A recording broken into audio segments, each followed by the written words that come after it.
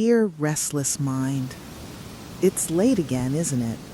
The kind of late where you should be sleeping, where your body is exhausted and begging for rest, but your mind? Your mind won't stop. It's spinning, churning, replaying conversations from 3 days ago, rehearsing ones that haven't happened yet, cataloging worries, analyzing decisions, questioning everything you said and didn't do. You've tried, haven't you? You've tried the deep breathing, the meditation apps, the counting backward, the muscle relaxation, all the tricks everyone suggests for quieting a loud mind. But nothing works. The thoughts just keep coming, wave after wave, each one pulling you further from sleep, further from peace, further from the rest you desperately need. And underneath all those specific thoughts, there's a hum, a constant, anxious frequency that won't quiet down. It's exhausting. Being awake is exhausting, but being awake with a mind that won't stop is a special kind of torture, like being trapped in a room with someone who won't stop talking and there's no door to walk through. I know how lonely this feels, how isolating it is to be the only one awake, the only one wrestling with thoughts, while the rest of the world sleeps peacefully. I know how frustrating it is when your body is ready for rest, but your brain refuses to cooperate. I wonder what's keeping you awake tonight. Is it the conversation you had today that you keep replaying, analyzing every word, every pause, wondering if you said too much or not enough? Or is it the worry about tomorrow, about next week, about all the things that could go wrong that you're trying to prepare for, control, prevent?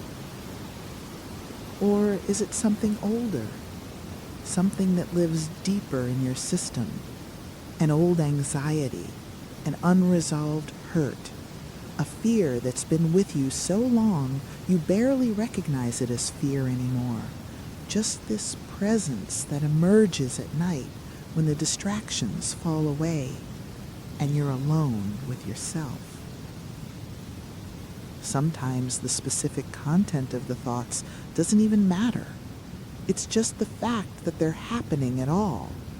Your mind has found a groove, a pathway of rumination, and it's running down that groove over and over like a record with a scratch. And you can't seem to lift the needle, can't seem to skip to a different track.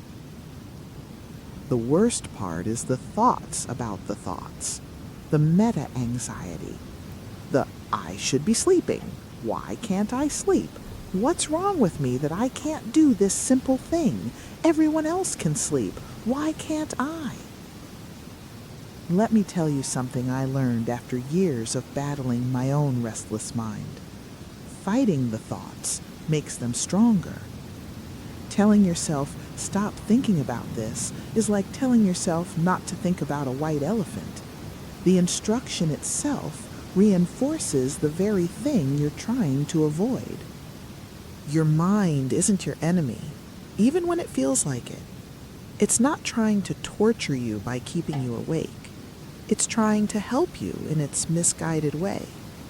It thinks that if it just analyzes this problem enough, rehearses this conversation enough, considers this worry from enough angles, it will find a solution. It will protect you. It will keep you safe. But problems of the heart and mind can't be solved by analysis at 2 a.m. Conversations can't be fixed by mentally rehearsing them in bed. Worries don't shrink when you give them your full, exhausted attention in the darkness. Your mind doesn't know this, though. It thinks it's doing something useful. It thinks it's helping. And when you fight it, when you try to force it to stop, it interprets that as danger. It thinks something must really be wrong if we're trying so hard to suppress these thoughts. Better think about them even harder. So instead of fighting, what if you tried something different? What if you acknowledged the thoughts without engaging with them?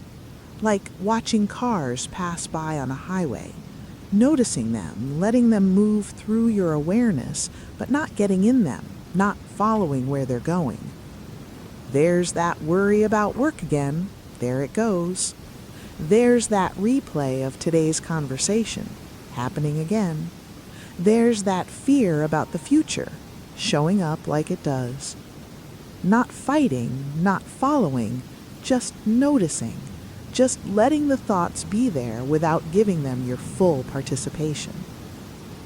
There's a kind of bird called the nightjar that hunts at dusk and dawn, the in-between times, the liminal hours when it's neither fully light nor fully dark. These birds have adapted to navigate uncertainty, to exist in the spaces where most other creatures struggle.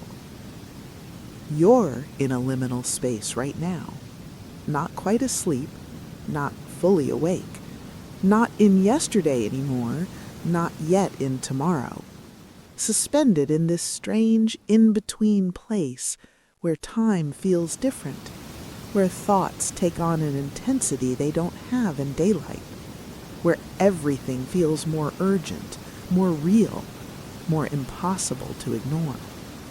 And in this liminal space, you're like the nightjar, trying to navigate, trying to find your way through the uncertainty, trying to function in conditions that aren't meant for easy movement. It's hard. I won't pretend it's not. These in-between hours, these wakeful nights, they're disorienting. They distort things. They make small worries feel catastrophic. They make solvable problems feel insurmountable. They take the normal concerns of daytime and amplify them into existential crises. But here's what I want you to remember. The thoughts you're having at 2 a.m.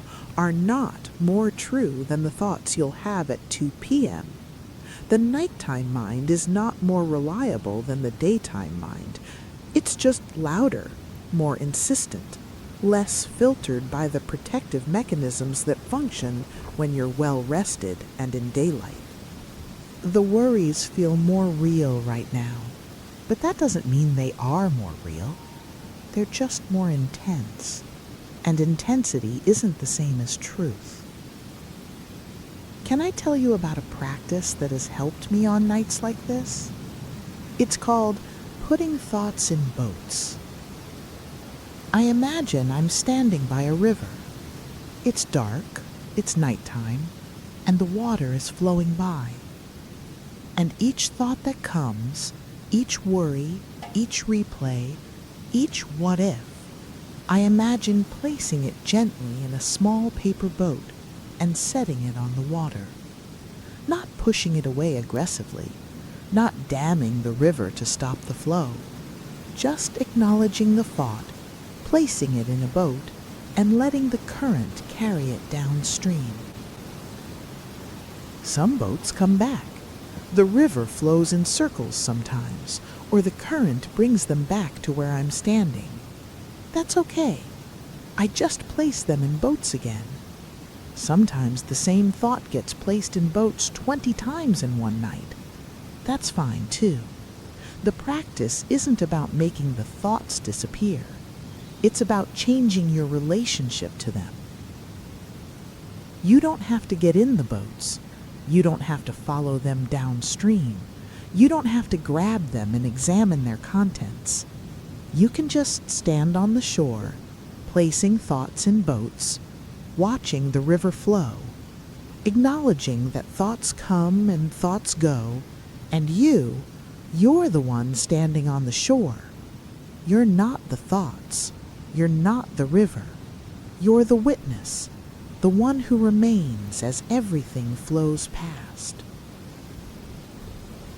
I think about computers sometimes, how they need to be restarted occasionally, how they get bogged down with too many processes running, too much information being processed simultaneously, too many tabs open, too many programs active, and eventually they slow down, they freeze, they can't function properly because they're overwhelmed by their own activity. Your mind is like that right now. Too many processes running, too many tabs open, too many programs trying to operate simultaneously, and it's overwhelmed. It can't rest because it's trying to do too much, process too much, solve too much all at once. You can't restart a brain the way you can restart a computer, but you can try to close some tabs, not by forcing them closed, but by acknowledging them and making a plan for them tomorrow. Okay, that worry about the email I need to send, I see it. I'll handle it tomorrow at 9 a.m. Right now, there's nothing I can do about it. Close that tab gently. That conversation I keep replaying, I acknowledge it happened. I'll think about it tomorrow if I need to, but right now, I'm going to let it rest. Close that tab. That decision I'm trying to make, yes, it's important, but I don't have to decide right now in the middle of the night, exhausted. I can revisit it tomorrow when I have better resources. Close that tab. Not suppressing, not fighting, just postponing, just creating boundaries between nighttime and daytime concerns, just reminding yourself that not everything requires immediate attention, especially not at 2 a.m. when your judgment is compromised by exhaustion. There's a Japanese concept called ma, the space between things. In music, it's the silence between the notes. In art, it's the empty space that gives shape to the forms. In architecture, it's the gaps that make a structure breathable. The ma is as important as the things themselves, sometimes more important. The silence is what makes the music meaningful. The space is what makes the art beautiful. The gaps are what make the structure livable. Right now, your mind has no ma. It's all notes with no silence, all forms with no space, all structure with no gaps. Thought pressing against thought, with no breathing room, no pause, no rest between them. What if you tried to create some ma? Not by stopping the thoughts entirely, that's too much to ask, but by creating tiny spaces between them. Taking a breath between one worry and the next, stretching that moment before the next thought arrives, not filling every second of consciousness with mental activity. Even just a few seconds of space, a small gap where you focus on the sensation of your breath, the weight of your body on the bed, the sound of the night outside your window. Just a tiny moment of ma between the relentless stream of thoughts. Those small spaces, they're where rest begins. Not in the complete absence of thought, but in the pauses, in the brief moments of spaciousness, in the gaps you create intentionally, breath by breath, moment by moment. I want to be honest with you about something. You might not sleep much tonight. I wish I could promise you that if you just do the right thing, think the right way, practice the right technique, sleep will come easily and peacefully. But sometimes it doesn't. Sometimes nights are just hard, and minds are just loud, and sleep just doesn't come when we want it to. And that's okay. Not ideal, not comfortable, not what you wanted, but okay. You'll survive a night of poor sleep. You've done it before. You'll be tired tomorrow, yes, but you'll function. You'll get through it. One rough night doesn't destroy you, even though it feels impossibly hard in the moment. I say this not to make you give up on sleep, but to take some of the pressure off, because sometimes the worst part of anxiety isn't the lack of sleep, it's the anxiety about the lack of sleep.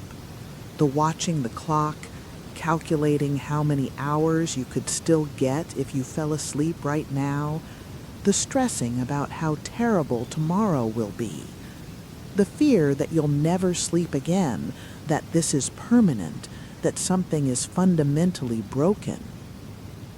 That anxiety, that secondary layer, often keeps you awake more than the original thoughts did. So what if you just let go of the urgency? What if you gave yourself permission to have a rough night?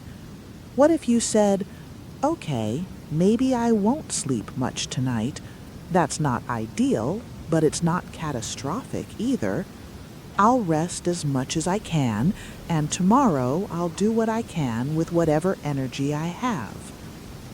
Sometimes that surrender, that releasing of the desperate need for sleep, is what finally allows sleep to come, because you're no longer fighting. You're no longer adding anxiety to wakefulness. You're just awake, accepting that you're awake, and that's enough. There's a practice in certain meditation traditions where you count your thoughts. Not to stop them, not to judge them, but just to notice them. That's thought number 1. Thought number 2. Thought number 3. No content, no engagement, no analysis, just counting, just witnessing. And what people discover when they do this is remarkable. The thoughts slow down. Not because you're trying to make them slow down, but because the act of counting creates enough distance between you and the thoughts that they lose some of their power. They become less you and more things you're observing.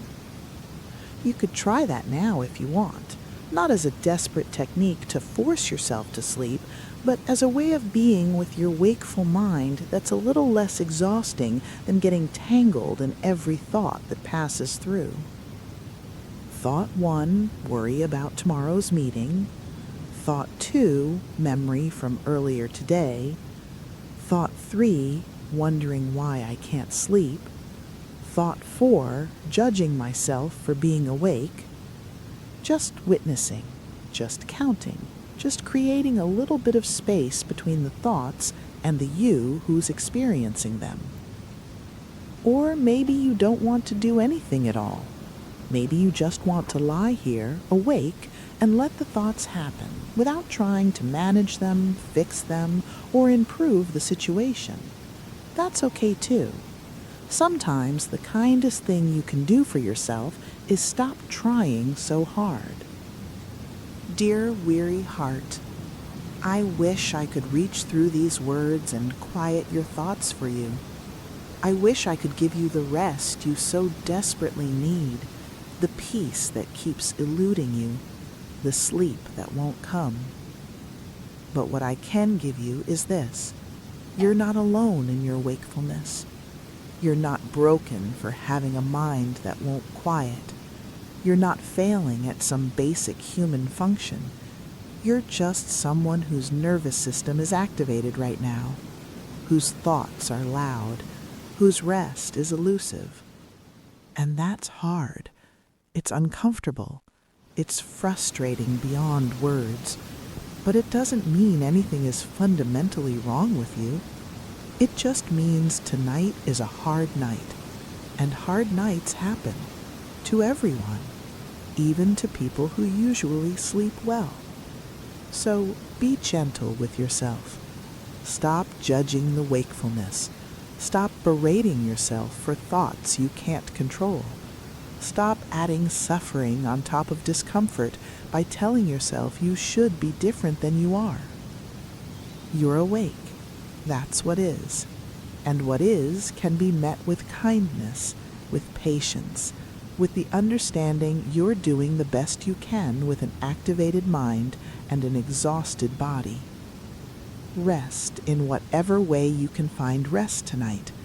even if that's not sleep, even if it's just lying quietly, breathing, existing through the difficult hours until morning comes. You're going to be okay. Tonight is hard, but you'll make it through. You always do. And maybe tomorrow night will be different. Maybe tomorrow your mind will quiet more easily. Maybe tomorrow sleep will come. But even if it doesn't, even if this pattern continues for a while, you'll survive that too. You're stronger than you think, more resilient than you feel, more capable of facing difficult nights than you believe in these wakeful hours. Rest will come eventually. It always does. Until then, just breathe. Just exist. Just make it through one moment at a time. I'm here with you in the darkness, holding space for your restless mind. With love, someone who knows what 2 a.m. thoughts feel like.